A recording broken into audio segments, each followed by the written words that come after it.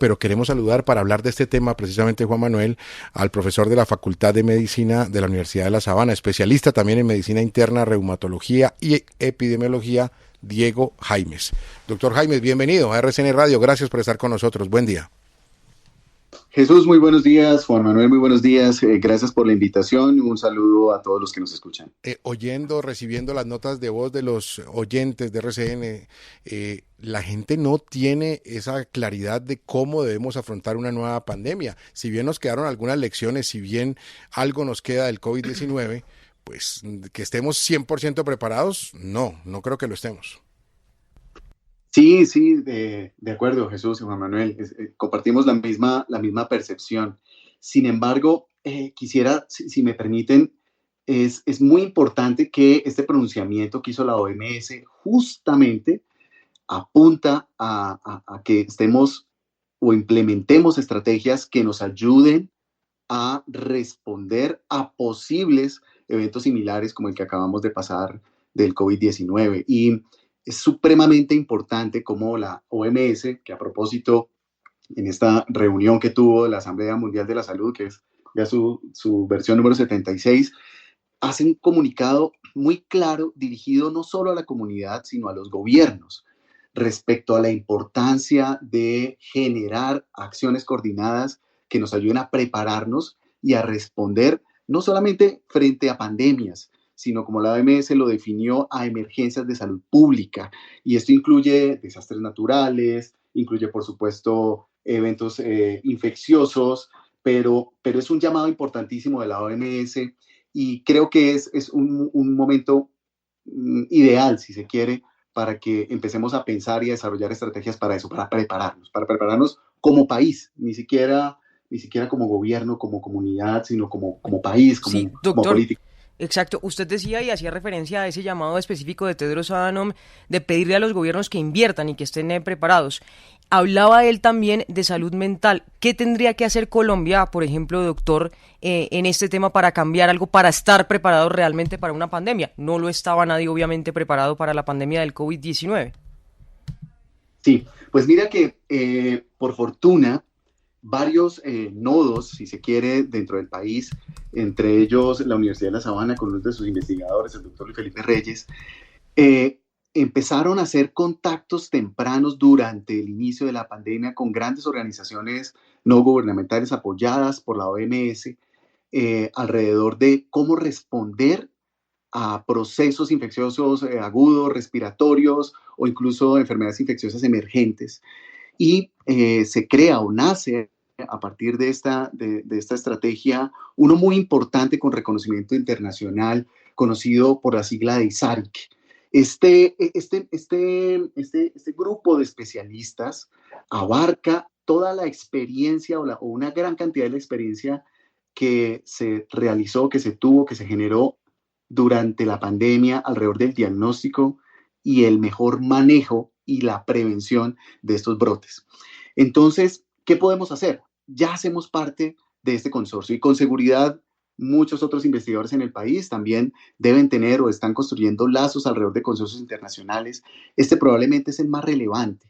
Y una extensión de este consorcio es la responsabilidad que tienen junto con la OMS de generar educación para responder a la pandemia en tiempo real y responder con investigación en tiempo real durante la pandemia.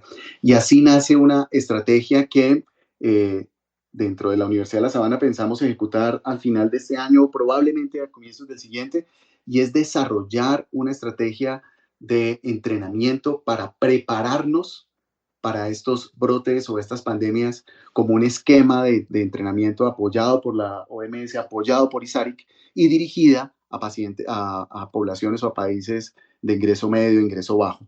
Sí. Se conoce como la estrategia CREDO y le estamos apostando a que nosotros seamos el hub, incluso para la región, para Latinoamérica, de entrenamiento para preparación contra esta pandemia.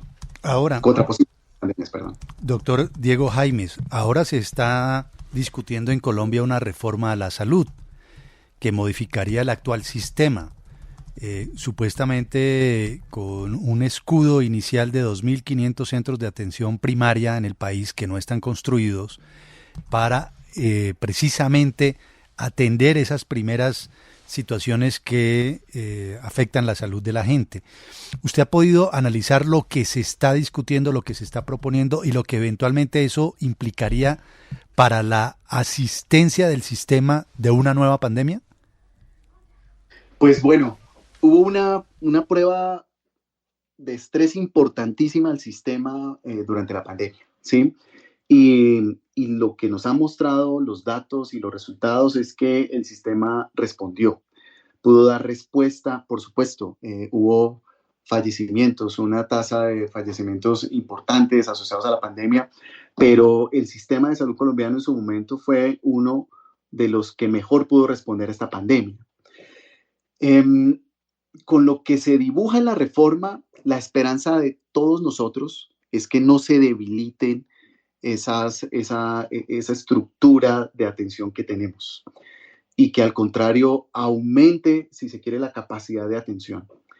Ese es el gran reto de la nueva reforma y tal vez el gran temor que todos tenemos en el sector de que se debilite lo bueno que está funcionando.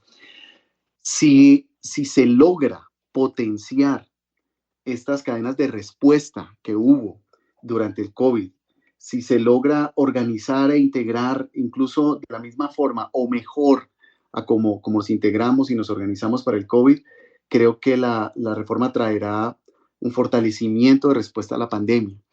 Pero hoy día es una incertidumbre respecto a si esta nueva reforma en realidad va a fortalecer o no este sistema de respuestas a las pandemias. Que esperamos que no sea deleterio para el sistema y por supuesto para toda la población. Claro. Doctor Jaimes, una lección que le haya quedado a usted del COVID-19 que usted haya podido enfrentar, asimilar, apropiar y que dice, la tengo guardada, la voy a utilizar si llegara a presentarse otra pandemia y que usted quisiera compartir con los oyentes de RCN Radio, algo de pronto fácil, simple y muy útil. Pues mira, creo que hay una que podemos hablar a nivel global y es cómo se integraron y se articularon los prestadores de servicios públicos y privados para responder a las necesidades de salud del país.